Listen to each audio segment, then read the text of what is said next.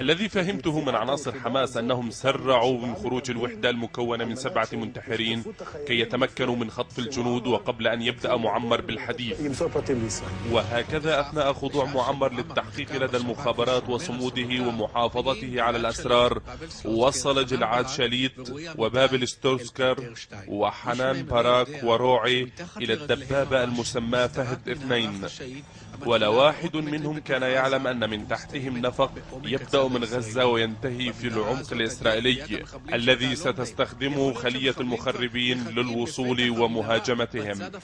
ربما كان المخربين في فتحة النفق في الجانب الفلسطيني عندما وصل الجنود. ودعت الطاقم، أتذكر جلعاد، أتذكر أني سألته عن البيت. لقد كان شخصا منطويا على ذاته غير قادر على إجراء أي محادثة. هذه هي كانت المرة الأخيرة التي شاهد فيها يؤاب بلقس جلعاد شاليت وبقية الفريق. في نفس اليوم تم إلحاقهم إلى كتيبة أخرى. لقد أصبحوا تحت قيادة كاتبية الدوريات الصحراوية البدوية. بلقس الذي كان على علم بشأن اختطاف الأخوين معمر لم يركن إلى الطمأنينة. لقد أوصى حنان قائد الدبابة بتمشيط أماكن كثيرة. قبل أن ينزلوا إلى كرم أبو سالم قلت لهم مشطوا 300 متر حول المكان، وعليكم النظر ليس فقط إلى الجبهة. لقد أخبرتهم أنه وصل إلينا إنذار خطر يتمحور حول نفق، لذا أكدت عليهم ألا ينظروا فقط إلى الجدار المحيط بغزة. طالبت منهم اليقظة. جلعاد شاليت ورفاقه دخلوا إلى الدبابة فهد 2. لقد بدلوا الوردية مع الطاقم المنهك الذي كان يشغل الدبابة لمدة 3 أيام متواصلة بسبب الإنذار الساخن. بسبب الاستنفار لم يعلم فريق جلعاد عدد الأيام التي سيضطر فيها للبقاء داخل الدبابة. شيئا فشيئا بدأ الطاقم بالتموضع داخل الدبابة فهد 2. شاليت ورفاقه تموضعوا في الدبابة، والعدو الآن ليس المخربين فقط وإنما النعاس والنوم. الإجراء يقضي أن جنديين بإمكانهم الاستراحة وبقاء 2 متيقظين.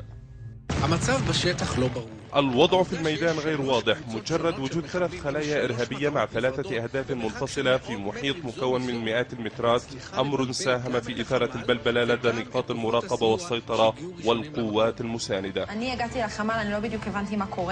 لقد وصلت إلى موقع المراقبة ولم أدري ما الذي يجري، لأنهم أطلقوا النار على كاميرا المراقبة ولم نتمكن من رؤية أي شيء.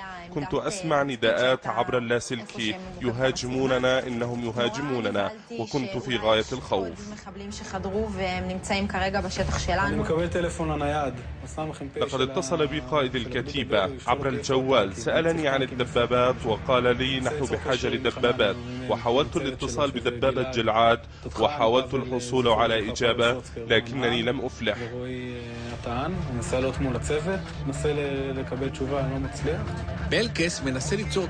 بلقس حاول الاتصال بطاقم دبابة جلعاد ولم ينجح في ذلك من أجل أن يساندوا البرج الذي كان يتعرض للهجوم. بلقس لم يكن يعلم أنه قبل دقائق اقترب مخربين من الدبابة وأطلقوا عليها قذيفة RPG، فأصابت نقطة الضعف في الدبابة وبدأت بالاشتعال، وبدأ أيضا جهاز الإطفاء بالعمل. في تلك اللحظة انبعثت غازات الإطفاء داخل الدبابة وهي مادة سامة وتسبب الاختناق. الإصابة كانت في هذه المنطقة تقريبا. لقد كانت ضربة دقيقة جدا.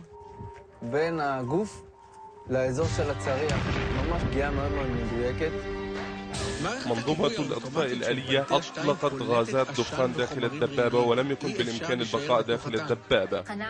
حنان وبابل نجحا في مغادرة الدبابة وعندها أطلق عليهم المخربون النار. بابل وحنان قتلا. جلعاد وروعي بقي داخل الدبابة. روعي كان مصابا في رأسه في حجرة القيادة. جلعاد كان في منتصف الدبابة.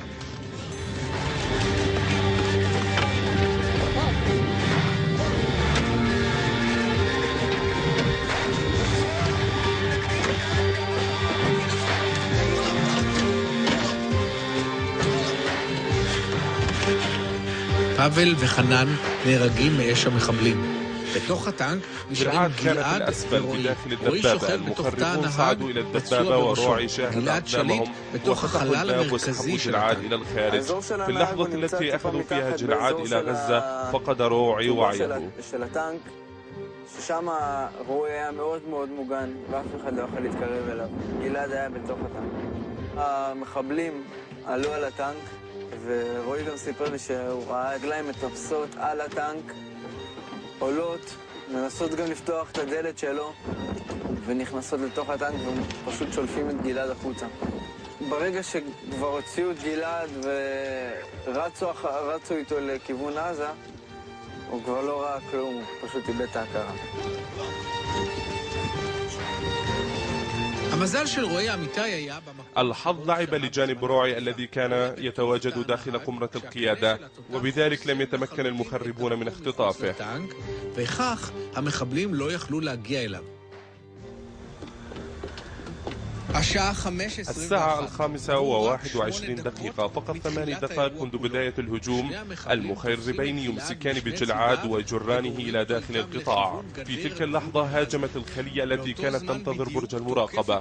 طلب الجنود المساندة منذ بداية الهجوم. موقع الضبط والسيطرة أراد أن يرسل دبابة جلعاد إلى البرج. المجندة حاولت الاتصال بدبابة جلعاد ولم تفلح في ذلك، ولم تكن تعلم أن جلعاد قد وصل غزة.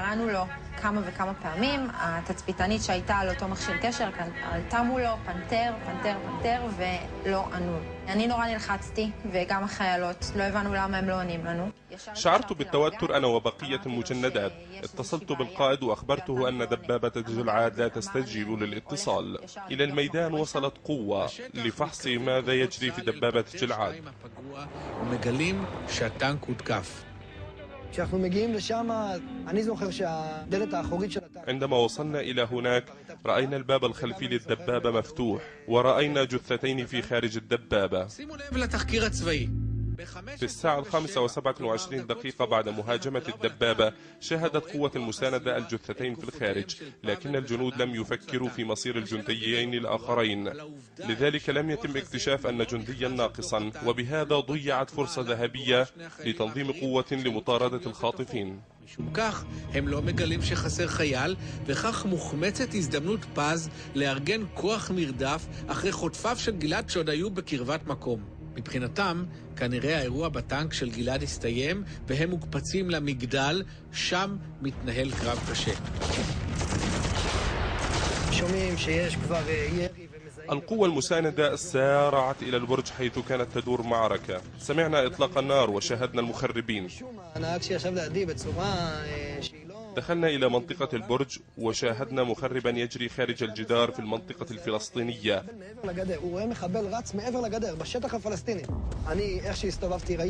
التفت نحوه وأوقفت الجب وتأهبت لإطلاق النار وأخرجت فوهة البندقية وصوبت نحو المخرب وأوقفت السائق وأطلقت عليه النار. المخرب قتل.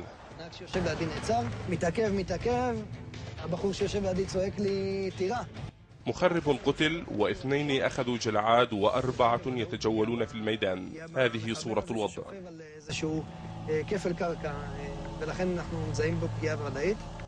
أحد المخربين نجح في الصعود إلى البرج من أجل قتل الجنود.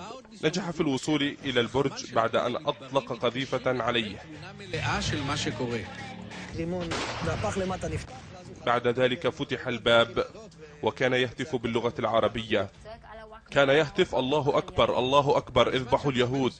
عندما كان يصعد المخرب إلى البرج ألقينا على المخرب 5 قنابل يدوية لكنه لم يمت، سقط على الدرج وكان رأسه إلى الأعلى.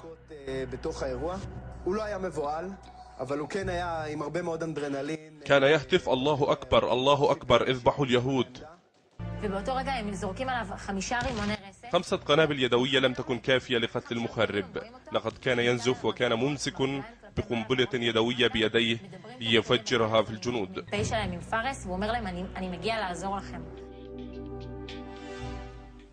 5 قنابل يدوية لم تقتل المخرب الذي كان ينزف، ولقد كان يمسك بقنبلة يدوية ليفجرها بالجنود.